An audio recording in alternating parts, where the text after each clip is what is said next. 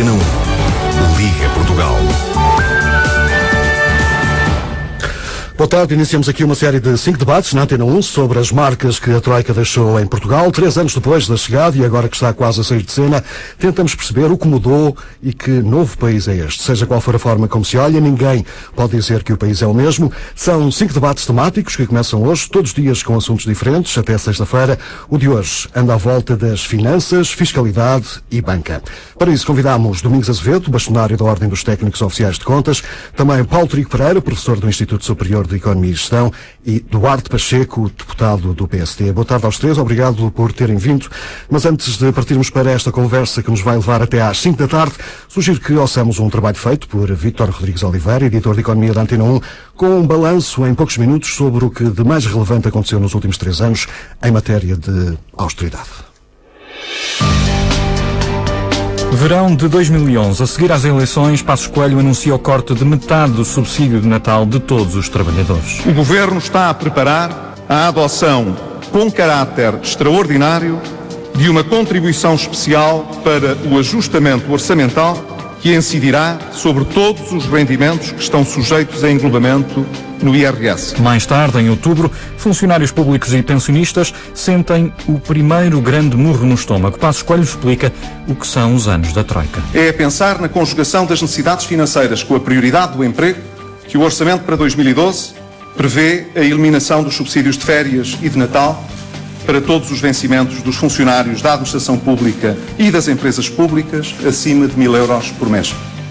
Os vencimentos situados entre o salário mínimo e os 1.000 euros serão sujeitos a uma taxa de redução progressiva que corresponderá em média a um só destes subsídios. Apenas 9 meses depois, em julho de 2012, o Tribunal Constitucional rejeita os cortes nos subsídios, mas para esse ano é tarde demais, sem efeitos práticos. Funcionários e pensionistas ficam mesmo sem 2 salários. Apesar da decisão para o ano seguinte, Passos Coelho insiste num dos subsídios e, uma vez mais, o Tribunal Constitucional diz que não. O Tribunal decidiu declarar a inconstitucionalidade da suspensão do subsídio de férias, quer dos trabalhadores do setor público, quer dos aposentados e dos reformados. Só que desta vez o subsídio é reposto. Antes disso, já a TSU andava aos avanços e recuos perante os gigantescos protestos nas ruas e as divergências na coligação. A taxa acabou mesmo por cair e o Governo decidiu, por isso, carregar nos impostos. Já tinha aumentado o IRS e o IVA na restauração, de 13% para 23%, mas desta vez até o Ministro das Finanças, Vítor Gaspar, reconhece que é enorme aumento de impostos. Frase marcante deste período de resgate. De tal forma foi violento o aumento que incomodou senadores da coligação. A partir de uma determinada altura é um napalm fiscal, arrasa tudo. É devastador. O que nós estamos em presença é de um terremoto fiscal. A única dúvida é qual é na escala de Richter, se é 7 que é destruidor, se é 8 que é devastador. Porque isto dá cabo da economia. Bagão Félix, Manuela Ferreira Leite e muitos outros criticaram o aumento da carga fiscal, sobretudo a redução de escalões e a criação da sobretaxa de IRS, que se mantém em 2014. Ainda assim, este ano são pensionistas e funcionários do Estado que voltam a pagar boa parte da austeridade. Os funcionários públicos veem alargados os cortes, uma taxa que varia entre 2,5% a 12%, e há mais pensionistas abrangidos pela contribuição extraordinária de solidariedade para quem ganhe a partir dos 1.000 euros. No entanto, a austeridade não é a receita única para cumprir déficit. O Governo tem contado também com medidas extraordinárias. Em 3 anos, cerca de 9.000 milhões de euros arrecadados por esta via. Só em 2011, a transferência do Fundo de Pensões da Banca valeu mais de 6.000 milhões. E agora, o perdão fiscal, cerca de 1.200 milhões de euros. Para além disso, o Governo contou com a flexibilização do déficit. O memorando inicial exigia que Portugal chegasse aos 3% do PIB no ano passado, algo que só deverá acontecer no próximo ano. Também por isso, em 3 anos, a dívida cresceu ainda mais do que se esperava. A dívida pública em termos líquidos, isto é, excluindo os depósitos da Administração Central, manter-se-á abaixo dos 120% do PIB em 2013. Não obstante, enquanto tivermos um déficit orçamental, ou seja, Enquanto gastarmos mais do que a riqueza que produzimos, o estoque de dívida pública continuará a aumentar. Para atacar o problema surge o Manifesto dos 70, juntando nomes à esquerda e à direita, como Manuela Ferreira Leite, Bagão Félix e Francisco Louçã, pedem a reestruturação da dívida. Mas, na verdade, ao longo destes 3 anos, o Governo até já renegociou juros e o adiamento de prazos para pagar à Troika. Mas com 130% de dívida bruta, os subscritores do Manifesto querem mais. Um assunto que, para já, o Governo prefere evitar. Entretanto, Portugal já vai garantindo financiamento para o próximo ano. A Irlanda saiu do resgate em dezembro, com 1 ano e meio de almofada financeira. Portugal, até ver, não precisa de ajudas até abril de 2015. Em breve, o IGCP, que gera a dívida portuguesa, deverá pedir ainda mais dinheiro emprestado a 10 anos, continuando a aproveitar a descida dos juros nos mercados, que estão a níveis anteriores à crise. Como pano de fundo, a decisão final. Será que Portugal vai sair do resgate com um programa cautelar? Está então feito o devido enquadramento para esta conversa que nos vai levar até às 5. Lá mais para o final vamos falar do atual estado dos juros da dívida portuguesa e também sobre a melhor forma de sair do programa de ajustamento, programa cautelar ou a saída limpa à irlandesa. Mas para já, Eduardo Pacheco, deputado do PSD, a ideia que fica destes 3 anos é que o Governo tentou acertar as contas públicas apenas através de cortes da função pública e das pensões e total brutal aumento de impostos. Sabemos que cerca de 70% da despesa pública vem da função pública e das pensões. A ideia que fica é que andaram 3 anos a apagar fogos sem uma estratégia definida de longo prazo. Não havia mesmo outras alternativas para conseguir este brutal ajustamento? Muito boa tarde. Ora bem, o ajustamento é brutal, se não temos dúvida nenhuma. O país tinha um déficit superior a 10% do PIB e eu costumo dizer o déficit oficial, porque depois havia um déficit encapotado em muitas empresas públicas que não constavam do perímetro e que durante anos o Estado não pedia as transferências que essas empresas necessitavam para que assim a sua despesa não aumentasse mais, obrigando essas empresas a endividarem-se diretamente no mercado. E como não contava no perímetro, tínhamos uma imagem, vamos dizer, maquilhada daquilo que era o déficit público, apesar de ser já a níveis recorde, a níveis de 10%. E, portanto, quando se passa de um déficit oficial de 10% para um déficit de menos 5% agora e 4% no presente ano, em 3 anos, é de facto um ajustamento brutal. Sim, essas contas já conhecemos, mas... Agora, haveria outro caminho, é a pergunta que nos coloca. Ora bem, outro caminho qual? Se o forte da despesa está nestes 2 setores, salários e pensões, a alternativa seria despedimentos da função pública, para fazer reduzir de uma forma abrupta, estas 2 rúbricas. Porque as despesas de investimento já diminuíram a níveis quase irrisórios. Outro tipo de despesas, no tipo de contratos, estou-me a recordar, quer nas parcerias público-privadas, tem também uma poupança de 300 milhões de euros anual, ou no tipo de contratos, tem havido um esforço de redução. Todos nós sabemos que na reestruturação que foi feita, houve a necessidade de fundir serviços, extinguir cargos de direção, libertar edifícios. Todos os dias ouvimos dizer que há edifícios do Estado à venda e essa alienação de edifícios resulta da fusão de serviços, libertando outros espaços. Sim, mas a minha questão é mais, não há nada de estrutural, ou seja, se de repente fossem repostos os salários e as pensões, voltávamos aos valores de 2011. Eu concordo que algo mais estrutural, vamos dizer assim, poderia ser, por exemplo, pegar em determinado tipo de funções que o Estado hoje exerce, concluirmos que o Estado não tem capacidade para as exercer e dispensar os trabalhadores que estão adstritos a essas funções.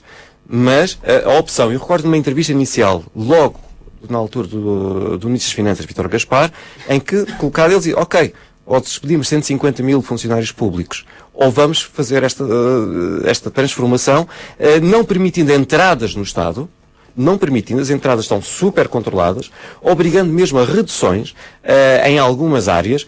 Sabemos que há serviços que até já estão quase que no limite, e com o passar do tempo, a redução dos números de funcionários públicos faz com que a massa salarial possa diminuir e que a pouco e pouco os salários possam vindo a ser repostos a um nível aceitável, porque se é verdade que há funções, nomeadamente funções mais básicas do Estado, em que funcionários públicos podem ganhar um pouco mais do que se ganha no privado, para muito, nomeadamente para os quadros, com os cortes sucessivos que nós temos estado a desenvolver, as pessoas já ganham menos do que ganham no privado. E claro que deve-se começar a colocar a questão que a administração pública é que queremos. Porque se queremos pessoas competentes, capazes, bons profissionais, temos que lhes pagar aquilo que o mercado paga. Houve uma reunião sobre isso, mas não ficámos a saber grande coisa, pelo menos para já. Domingos Azevedo, este era o único caminho possível ou havia outros? Evidentemente que não. Não era, e ele é consequência do aventureirismo político português. É preciso não branquearmos as responsabilidades que cada um tem neste processo. Nós fomos para a Troika como cordeirinhos que vão para o matadouro sem nos questionarmos o que é que vai acontecer, sem termos nenhuma solução para nada. E eu, como português, confesso-lhe que me sinto tremendamente mal que seja preciso vir alguém que lá de fora, em circunstâncias muito específicas, dizer aquilo que nós temos que fazer.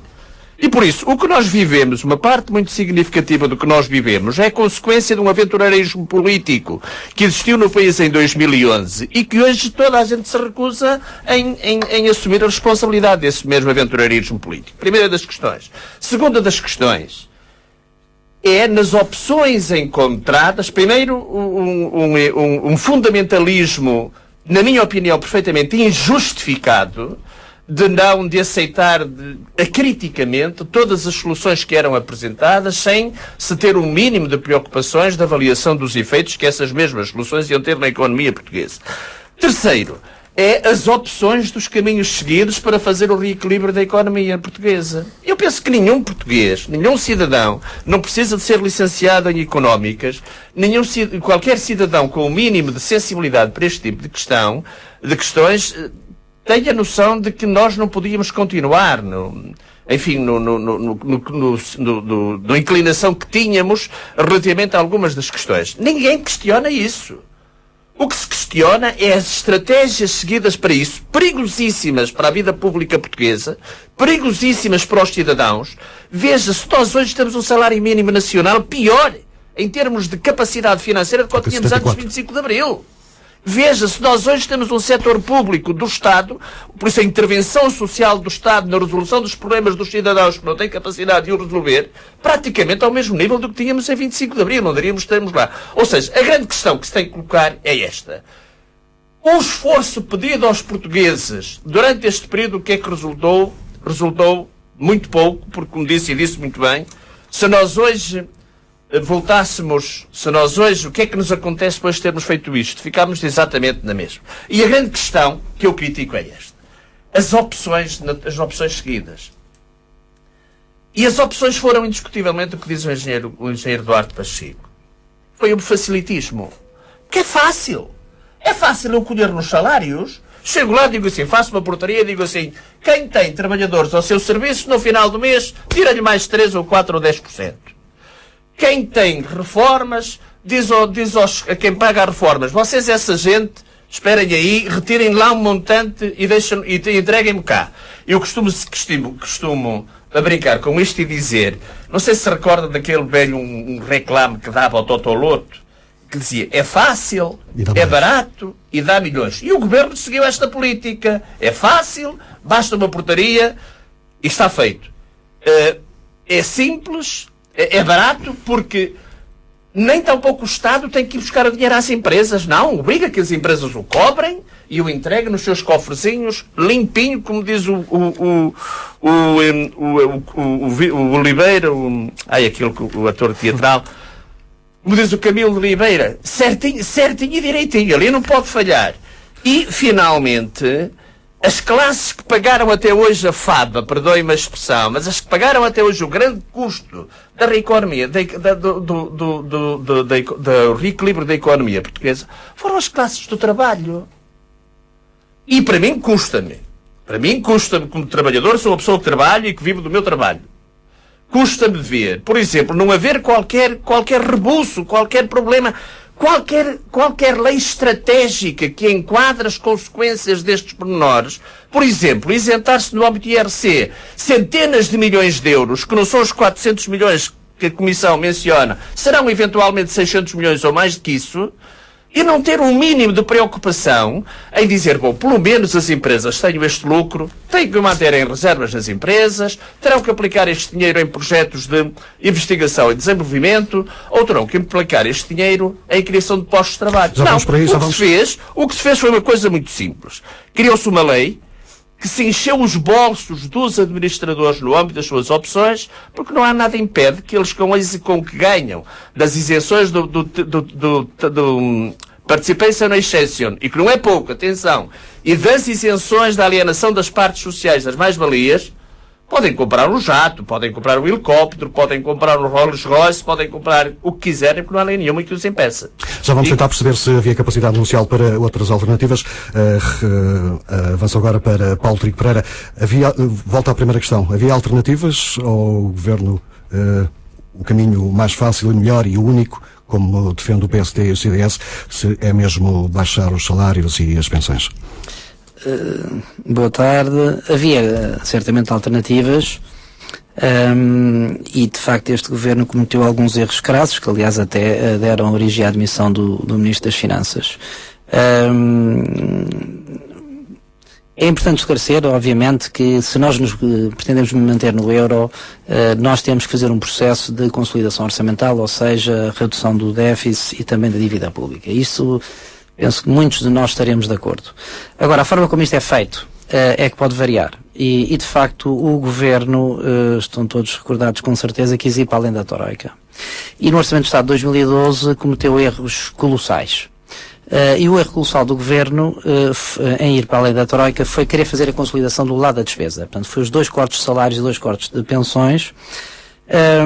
E não só. E foi a subida do IVA da restauração para a taxa máxima e foi a subida do IVA da eletricidade e do gás.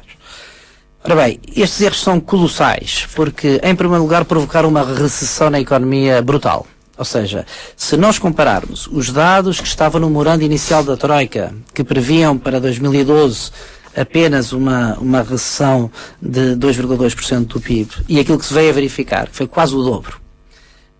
Aliás, se nós compararmos, isto é interessante, compararmos os valores que estão para a recessão no país, quer em termos de PIB, quer em termos de taxa de desemprego, vale a pena dar apenas mais um número. O valor que estava para a taxa de desemprego em 2014 era 11,6%. E já estamos em mais de 15%. Já estamos em mais de 15%. Exatamente. E a previsão é quase 16%. E isto mostra, a meu ver, o erro fundamental do Governo. O erro fundamental do Governo foi manter a separação entre economia e finanças, ou seja, não perceber que a questão da consolidação orçamental não se pode ver independentemente do impacto que isto tem na economia. E o impacto foi brutal, ou seja, ao optar, isto foi uma opção deliberada do Governo, ao optar por fazer a consolidação exclusivamente do lado da despesa, ou seja, exclusivamente do lado dos salários e pensões, provocou uma recessão brutal na economia, um agravamento da taxa de desemprego, da pobreza, da exclusão social, e tomou medidas, digamos, micro. Eu falei nestas duas permissões paradigmáticas, ou seja, o Governo diz, mas eu gostaria de ver os números, diz que o IVA da restauração, que a subida para a taxa máxima que aumentou. Eu sinceramente não acredito nesses números, e não acredito por uma razão muito simples. O Governo estimava um aumento muito significativo da receita de IVA em 2012, mas a receita de IVA em 2012 diminuiu, global. Quer dizer, portanto, como é que pode ter aumentado na restauração, como o Governo diz, como é que pode ter aumentado no gás e na eletricidade, e nós vemos que em termos globais ela diminuiu. Sendo que a questão não é só em termos de receita do IVA, quer dizer, nós quando analisamos uma medida desta natureza, não podemos apenas olhar para qual é o acréscimo de receita que isto provoca e qual é mas também temos que ponderar o decréscimo em receita de IRC, o decréscimo de IRS das pessoas que ficaram desempregadas e que agora já não têm IRS, o decréscimo das contribuições sociais dessas pessoas que estavam empregadas e que deixaram de estar, o aumento do subsídio de desemprego, etc, etc, etc. Para além do custo social, que não é contabilizado em termos financeiros, mas devia ser contabilizado em termos sociais, que é do aumento do desemprego. Portanto, uma visão estreitamente contabilística, sem ofensa, obviamente, para os contabilistas. Uma visão estritamente contabilista do problema orçamental deu o buraco eu diria mais economicista, se me permite. Não. É contabilista neste sentido, quer dizer, é analisar só receitas e despesas e não tomar em consideração que pessoas desempregadas representam um custo social. Uma pessoa desempregada tem nessas económicas tem que ponderar isso. Não, mas é assim, do ponto de vista financeiro, quando se faz as contas, quer dizer, o Secretário de Estado, Paulo Núncio, fez umas contas que apresentou publicamente, mas eu não vi relatório nenhum, mas disse que, ponderando as receitas a mais e as despesas, apesar de tudo, o aumento do IVA da restauração tinha sido positivo. E eu pergunto, então e quantas empresas foram à falência? Quantos mais desempregados houve? Porque isto não é contabilizado do ponto de vista financeiro contabilístico. Mas tem que ser considerado quando nós analisamos isto. Portanto, para resumir, digamos assim, o essencial, este governo, a meu ver, teve uma estratégia errada, fez uma consolidação só do lado da despesa, teve que a corrigir em 2013, derivado dos acordos do Tribunal Constitucional, portanto não foi uma atitude, digamos assim, voluntária, que o governo disse, agora vamos corrigir. Não, foi obrigado a isso pelos acordos do Constitucional. E, de facto, nós hoje poderíamos estar muito melhor do que estamos se não fosse uma política meramente com algum pendor ideológico, no fundo, de estigmatizar funcionários e pensionistas, sendo que, para terminar, obviamente, que não são os funcionários e os pensionistas que geraram a dívida pública que temos. É precisamente por aí que vamos agora, Duarte Pacheco. O Governo fez mesmo aquilo que foi imposto pelos credores internacionais ou, de alguma forma, fez aquilo que achava que devia ser feito? Permita-me só que eu não quis interromper os meus colegas de debate, mas tenho aqui dois ou três comentários. Em primeiro lugar, o aventureirismo que foi aqui falado. Eu aqui vou aparecer ao lado do professor Teixeira dos Santos, a defender o governo socialista de 2011, porque quando ele pede a ajuda financeira, não foi por aventureirismo, foi porque o país estava na ruptura financeira e viu-se obrigado a pedir. Quem é que a provocou, Sr. Deputado? Precisamente. Não esqueçamos não, então, eu não queria aqui... Não vamos voltar ao PEC4. Eu não queria voltar a quem é que nos provocou o momento de ruptura financeira, que foi, sem dúvida, anos de gestão socialista que nos levou à ruína. Não se esqueça que havia o PEC4 que vocês reprovaram na Assembleia da República. Não esqueça. Eu não podia memória, nada. Não, graças a Deus também não. E por isso mesmo eu até costumo dar sempre o exemplo que a realidade é o que é. E desde 25 de Abril até hoje, com os sucessivos governos do PSD, do PS e com o CDS, e mesmo do PC, naqueles anos 64, 65, o país viveu sempre em déficit. Ao viver sempre em déficit, significa que todos os anos foi criando dívida. Esta é que é a realidade, e depois, quando chega o momento em que já não temos ninguém que nos esteja disponível para financiar, pronto, lá tivemos nós que pedir ajuda financeira. E por isso, três vezes, nestes 40 anos de democracia, tivemos que pedir ajuda internacional. Não venham agora dizer que foi porque belo prazer, foi por opção ideológica. Não. Foi porque não havia dinheiro para financiar mais o déficit do Estado. Ora bem, e perante isto, claro que é completamente diferente. Se eu tenho um superávit, ou se tenho uma liberdade de me financiar muito grande, em que as opções são todas minhas, com qualquer empresa acontece o mesmo, ou se pelo contrário, se eu vou à banca com as calças na mão e que tenho que aceitar grande parte das condições que me querem impor. Essa é a primeira nota. E, portanto, não é aceitar ir para além da Troika. Não, mas eu já lá chego. Muitas das questões que estão no memorando, agora a questão é essa. Há uma parte do setor político que não se quis sentar à mesa com os nossos credores para negociar o memorando. Ok, ficaram com a responsabilidade de mãos limpas como Pilatos. Houve outra parte que assinou, mas assinou no seu subconsciente, já com a intenção, se calhar, de não cumprir nada daquilo que estava a assinar.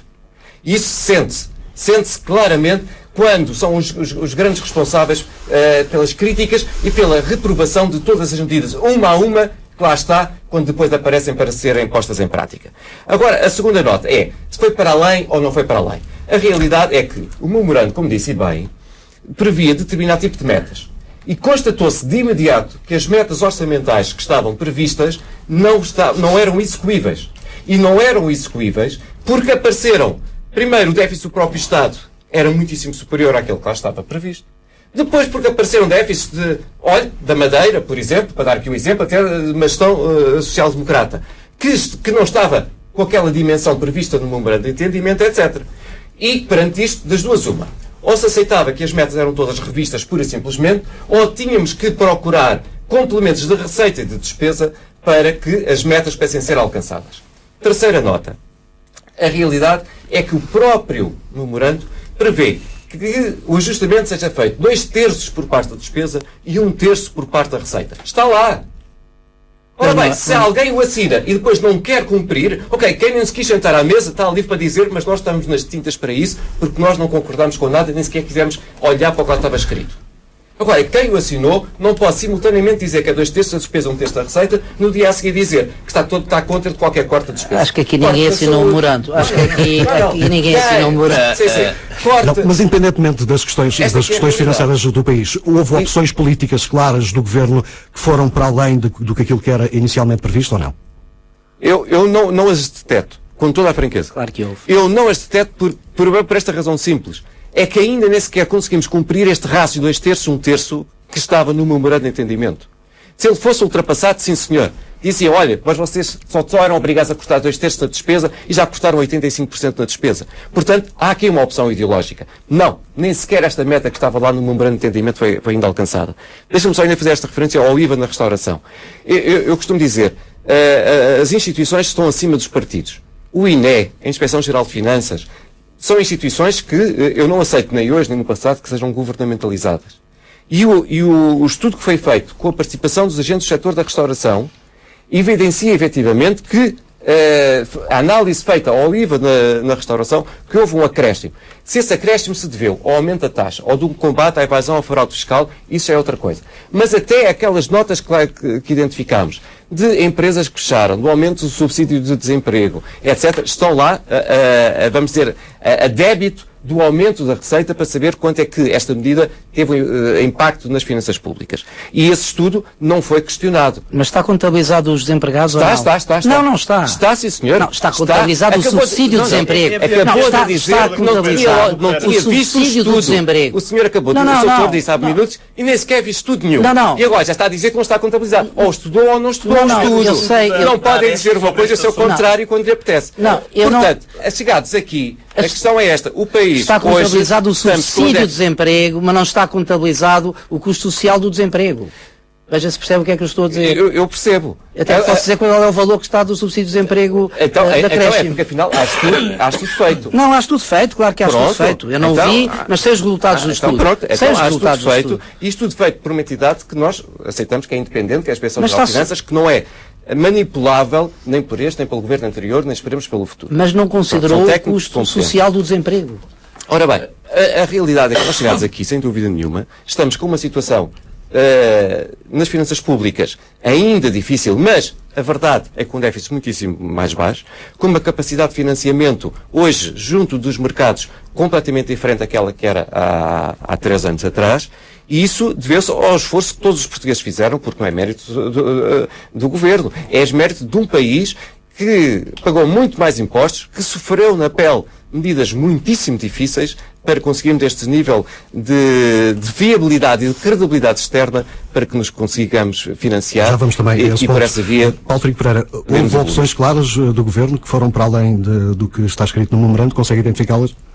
Claramente, ou seja, em primeiro lugar há que dizer uma coisa, o memorando sofreu muitas alterações. Ou seja, desde a primeira versão até à última, portanto, nós agarrarmos à primeira versão do memorando, em que se falava efetivamente numa consolidação 2/3 do lado da despesa e 1/3 do lado da receita, para dizer, bom, não conseguimos fazer isto. Isto é um argumento que, quer dizer, não tem sentido, porque houve muita coisa em cada revisão da Troika, portanto, cada vez que a Troika vem cá, não é, faz um relatório da avaliação, aliás, 2. A Comissão Europeia faz um e o Fundo Monetário Internacional faz outro. E houve muitas medidas que foram alteradas. E, portanto, houve uma aprendizagem. Agora, o problema é que o Governo demorou muito tempo a aprender. Muito tempo, e nem sei se aprendeu o suficiente, porque, de facto, estamos à espera do documento de estratégia orçamental e vamos ver o que é que vai vir daí. Mas houve, de facto, opções.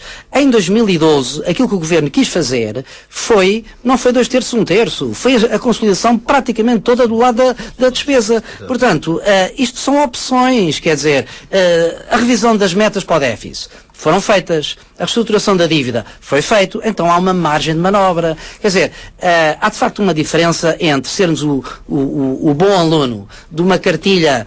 Eu não me interessa, sinceramente, aliás, eu não estou aqui a defender, sou independente, não sei portanto, eu não estou aqui a defender nenhum partido, estou a defender a minha posição pessoal em relação a esta questão, e portanto não me interessa, quer dizer, este tipo de argumentos de que quem é que é responsável pela coisa, quer dizer, a maioria dos portugueses não é, onde eu me incluo, não é responsável pela dívida pública e está a apagá-la.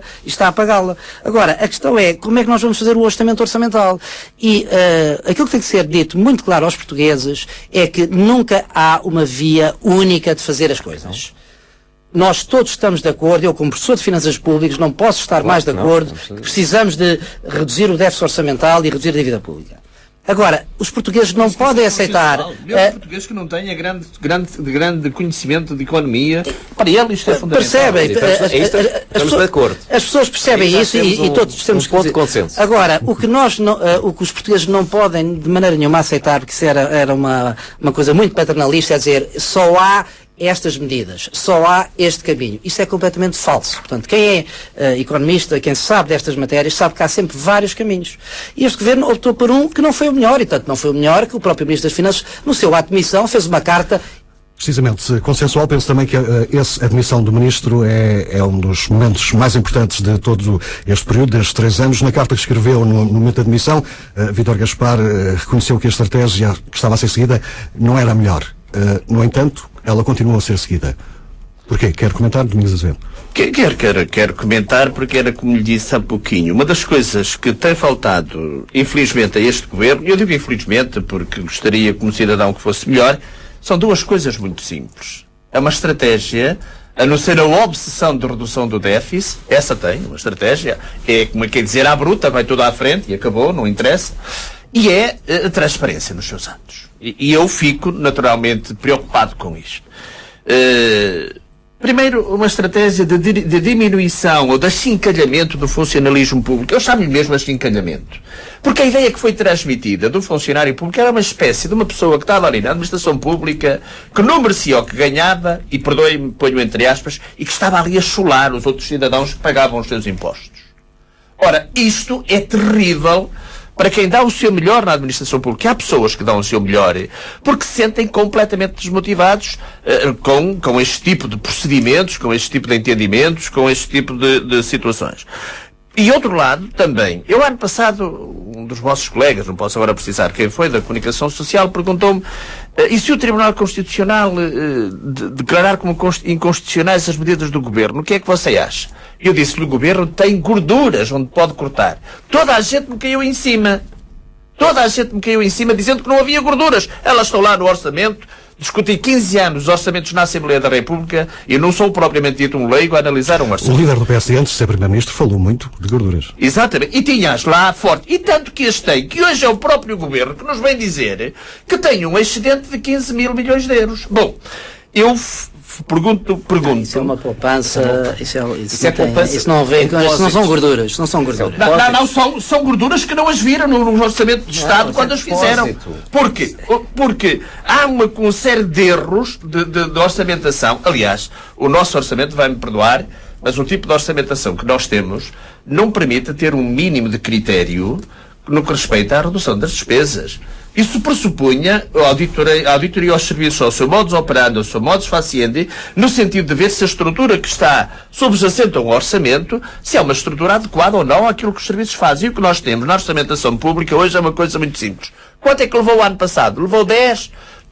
Temos dinheiro a mais? Pronto, aumenta lá 2 ou 3%. Quanto é que levou 15%? Não temos dinheiro? Tira lá também 3 ou 4%. É o olhómetro do nosso orçamento. Ora, isto...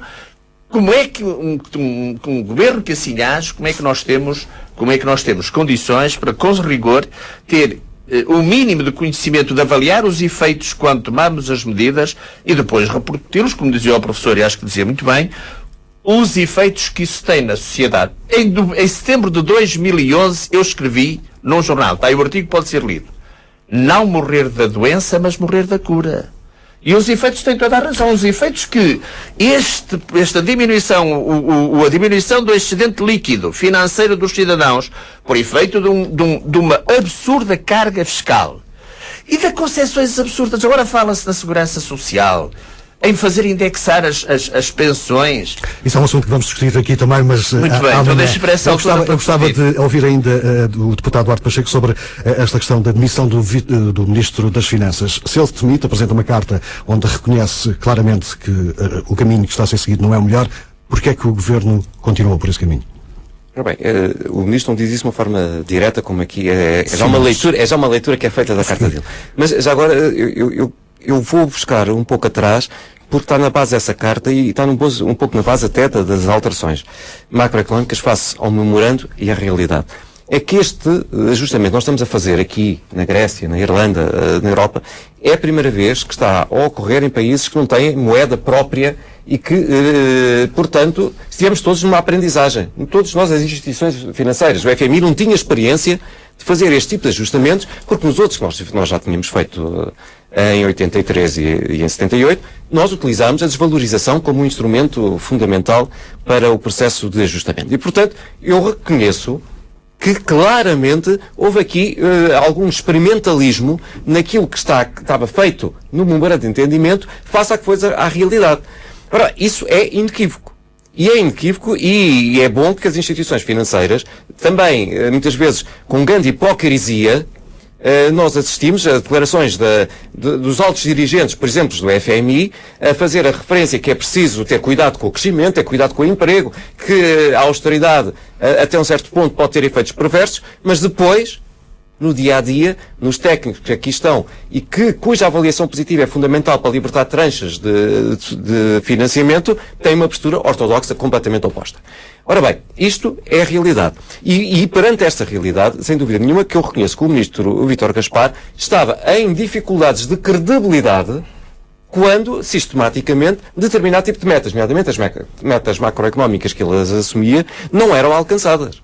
E nesse momento, torna-se quase que insustentável ele apresentar um novo orçamento e vir apresentar novas medidas para atingir determinado tipo de metas, em que, com naturalidade, o senso comum dos cidadãos perguntavam, mas isto será que é para alcançar? Se ele até agora não alcançou as metas anteriores, será que é desta que as vai alcançar? E, portanto, há momentos em que, efetivamente, independentemente da boa vontade das pessoas, é necessário novos atores para que as políticas possam ser credíveis junto das instâncias internacionais que o eram, mas também junto à opinião pública, porque é preciso que as pessoas acreditem que os esforços fazem sentido e que vão levar a algum resultado para que as coisas aconteçam. Ora bem, a admissão de Vítor Gaspar e também a manifestação da TSU, penso que foram dois momentos marcantes nestes últimos 3 anos. Paulo Trigo Pereira, consegue apontar alguma razão especial para os portugueses terem vindo para a rua de forma tão intensa com a TSU e não ter acontecido noutras circunstâncias? Depois, sobre a TSU, gostava de dizer muito bem. Claramente, no fundo, aquilo que estava a ser proposto na altura aos portugueses, e era uma coisa que de facto foi mais uma coisa que não foi bem pensada, não é? Quer dizer, e tanto não foi bem pensada que o Primeiro-Ministro rapidamente veio desdizer aquilo que tinha sido pensado. Era pôr a carga toda, não é? Portanto, da contribuição social nos trabalhadores, quer dizer, aliviar as empresas da contribuição social e passar essa carga toda para cima dos trabalhadores. Isto, quer dizer, lá está. Quando nós pensamos nestes assuntos, isto não é só economia. Isto é economia, é política e é pessoas. Mas, por exemplo, porquê é que isso mexeu mais com os portugueses do que o tal brutal aumento de impostos? Ora bem, antes do mais, o brutal aumento de impostos é um mito. Neste sentido. A Receita Fiscal em 2013 A expressão do Ministro. Não, foi a expressão mas é que é assim, é que isto faz parte também de uma retórica, não é? É que se de facto nós não aumentarmos um bocadinho os impostos, temos que cortar na despesa. E eu quero que os portugueses saibam que a receita fiscal em 2013 foi pouco superior à de 2011. As pessoas não sabem isso, não é? Também não sabem que a nossa carga fiscal está ao nível da média comunitária. Portanto, obviamente, para quem defende que tudo seja... Doutor, com regressos totalmente diferentes. Mas isso é enganador. Mas isso com regressos totalmente diferentes. Mas deixe-me só... Eu não me importa nada para 50% do meu salário, mas ter médicos, ter medicamentos, ter ensino, ter tudo ao meu dispor. Não, mas é assim. Vamos lá ver, quer dizer, quando compara Portugal com outros países da comunidade europeia, ou com uma Suécia, ou com uma Noruega, evidentemente que eles têm tudo e nós não temos nada. Há aqui um mito que eu gostava de desconstruir, que é o seguinte: é que quando se faz esse ênfase no aumento brutal de impostos, que foi de facto um aumento significativo de impostos, não há dúvida nenhuma, mas que repôs quase o nível de 2011, é para alimentar uma estratégia, e portanto nós não podemos ser ingênuos em relação a isto, alimentar uma estratégia de que a única maneira de reduzir o déficit é pelo lado da despesa. E de facto, se for do lado da despesa, só temos 3 componentes na despesa, que é basicamente juros, salários e pensões. E portanto, se alimenta e se aceita de ânimo leve que nós não podemos tocar na receita fiscal, já agora que fique claro, eu acho que as taxas, não se deve mexer nas taxas, mas há muita margem de manobra do ponto de vista do combate à evasão, etc., para aumentarmos a receita fiscal. Portanto, eu não alinho com o discurso, porque isto no fundo está tudo ligado, de que houve um aumento brutal e tal, e portanto agora o que é que nos resta? Bom, então resta-nos pôr funcionários públicos e pensionistas a pagar a dívida pública. Mas a sua questão... Agora... Era tentar perceber porque é que a TSU levou mais gente para a rua do que o brutal, porque a senhora acha que não foi brutal, afinal. Sim. Porque de facto a TSU foi sentida, não é? No fundo, o que é que era aquela medida? Era aliviar a contribuição da entidade patronal e passá-la totalmente para os trabalhadores. Isso é uma coisa que os trabalhadores já estão fustigados com a austeridade, não é? As pessoas têm mais baixos rendimentos, e passarem a descontar muitíssimo mais para a Segurança Social foi uma coisa que foi um rastilho, obviamente, que ainda por cima foi uma medida não explicada, mas de facto completamente inaceitável. Quer dizer, eu lembro ter lido uma entrevista sua em que dizia que o povo português, ainda a propósito desta manifestação da TSU, que o povo português estava demasiado cordato. Isso significa que achou que houve poucas manifestações? Eu respondia, só gostaria, eu vou responder à sua questão, é que eu sinto todos os meses a realidade, e não o mito, no meu vencimento, que me descontam do meu IRS em 2014 e 2013, a grande diferença que havia em 2011. Eu também sinto. Eu sinto isso. Eu sinto isso. Sinto tanto. Eu acho que sentimos todos. Sinto tanto que, sentimos todos, com uma simples alteração do enquadramento das taxas para o âmbito do IRS, este subiu em média 22%. Em média, 22%. E evidentemente não é mito. É uma infeliz realidade com que os portugueses têm que viver todos os dias. Perguntou uma questão, desculpe se não sei. Os portugueses estão demasiado cordados. Estão demasiado cordados, porque, na minha opinião, o governo não está a seguir o melhor dos caminhos. Com todo o respeito das opiniões, penso que é só o engenheiro, o doutor, Duarte Pacheco, que não está de acordo. Na minha opinião, havia outras soluções. E isto é uma obsessão. Reequilibrar a economia portuguesa, reequilibrar em 4 anos o que levou 40 anos a desequilibrar. Estamos de acordo com isso. E porquanto é quem não tem a sensibilidade necessária e quem não tem a previsão das consequências destes efeitos que se lança numa aventura destas. Sinceramente, é uma autêntica aventura. E porquanto os portugueses... E há uma outra questão interessante que está-se a implementar em Portugal, que é a insensibilidade dos problemas dos cidadãos. E quando essa insensibilidade chega ao poder político, isto é, quando eu mando retirar dos hospitais, por exemplo, os medicamentos de tratamento de cancro, ou os condiciono, porque eles custam muito ao país, custam muito ao governo, eu estou a menosprezar a vida do cidadão. E quando chegamos a esse ponto... Mas se não quer aumentar impostos, tem que cortar aí. A questão é essa. Doutor, mas então corte noutras e não na vida. A vida é o único bem que o cidadão tem e que tem direito a ela. Estou de acordo, mas não se pode... Dentro deste princípio, o que é que nós assistimos? Assistimos a um desmerecer da causa da vida, um desmerecer do princípio fundamental dos cidadãos.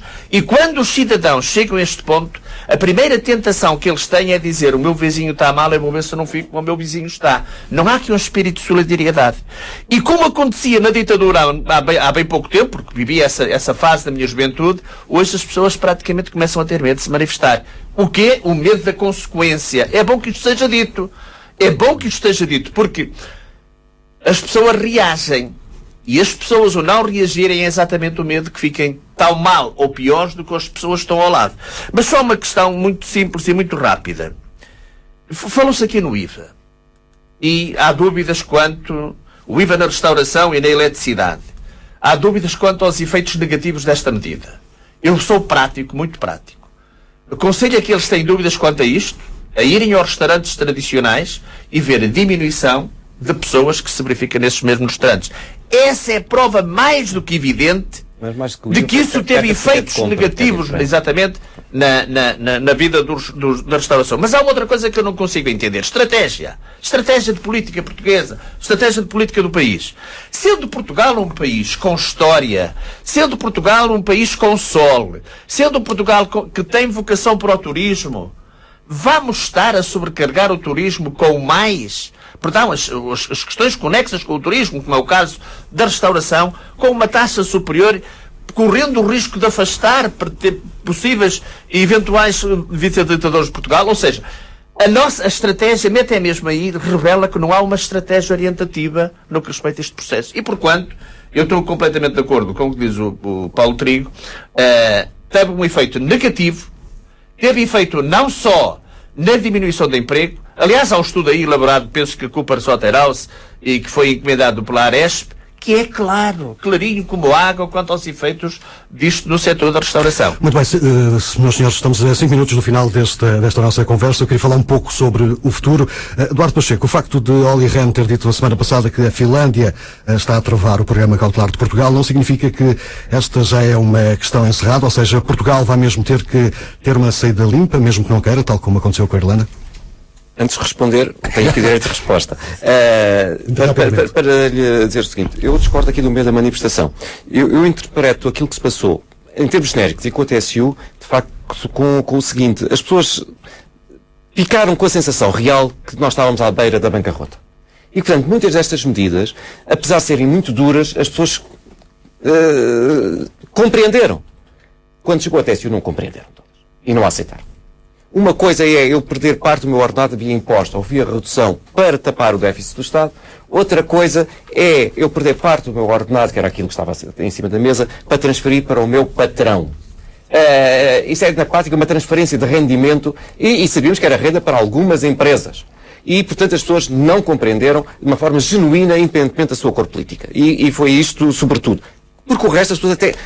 Se disséssemos há 10 anos que os funcionários públicos iam ficar sem os 2 subsídios, pensávamos que isso gerava uma revolução. E as pessoas aceitaram porque as pessoas perceberam que estávamos à beira da bancarrota, efetivamente. Muito bem, cautelar saída limpa. Agora, cautelar saída limpa, o Governo muito em breve vai fazer pública aquela que é a sua opção. Não vou pronunciar. A realidade é que nós temos estado a recolher depósitos, efetivamente depósitos já bastante elevados, para podermos para ter financiamento assegurado, mesmo que sem programa cautelar e sem necessidade de recorrer ao mercado já este ano e grande parte do ano 2015. Portanto, será uma opção política, porque poderemos sair sem programa cautelar, mas com alguma linha de crédito, vamos dizer assim, em caso de necessidade, e são modulações que ainda estão em cima da mesa. Agora, o importante é esta. As taxas de juros eram incomportáveis, hoje começam a aproximar-se de níveis aceitáveis.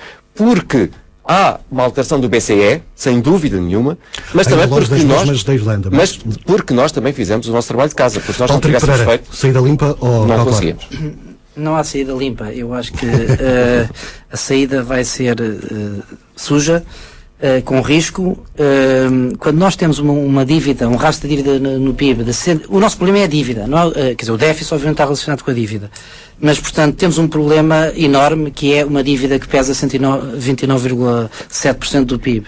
Portanto, obviamente que vai ser limpa entre aspas, ou seja, nós não vamos poder ter um cautelar, que era o que deveríamos ter, porque, como já sabíamos, os finlandeses e os holandeses exigem colaterais. Portanto, a opção não é nossa.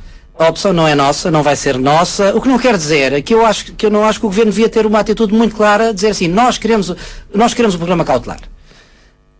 Clarissimamente. E depois as instituições europeias não darem, é completamente diferente para mim de haver aqui conversas de bastidores, não é? Que já sabemos quais é que são, e depois dizermos, bom, ok, vamos sair sem programa cautelar. É completamente diferente. Quer dizer, assumam publicamente que não é possível, politicamente não é possível na Europa, etc. Quer dizer, quer acrescentar algo sobre esta questão, muito rapidamente? Muito simplesmente e muito rapidamente, eu estou de acordo com esta expressão do professor Paulo Trigo. Eu penso que Portugal sairia muito mais confortável com um programa cautelar. Penso que daria outro apoio, e há aqui uma coisa que eu penso que é interessante. Acho que é o momento também de Portugal manifestar a sua vontade e dizer o que é que pensa sobre este assunto e o que é que quer sobre este assunto. De maneiras que eu já o disse e volto a dizê-lo, penso que para a situação económica portuguesa e para o futuro de Portugal seria bom que saíssemos da Troika com maior confiança, com maior crédito no futuro, e isso pode ser conseguido através de um programa cautelar. Muito bem, temos mesmo que ficar por aqui. Muito obrigado, meus senhores. Domingos Azevedo, bastonário da Ordem dos Técnicos Oficiais de Conta, Paulo Trigo Pereira, professor do Instituto Superior de Economia e Gestão, e Eduardo Pacheco, deputado do PSD, foram os convidados deste debate, o primeiro de uma série de 5. Hoje falamos sobre finanças, fiscalidade e banca. Amanhã, à mesma hora, administração pública e reforma do Estado.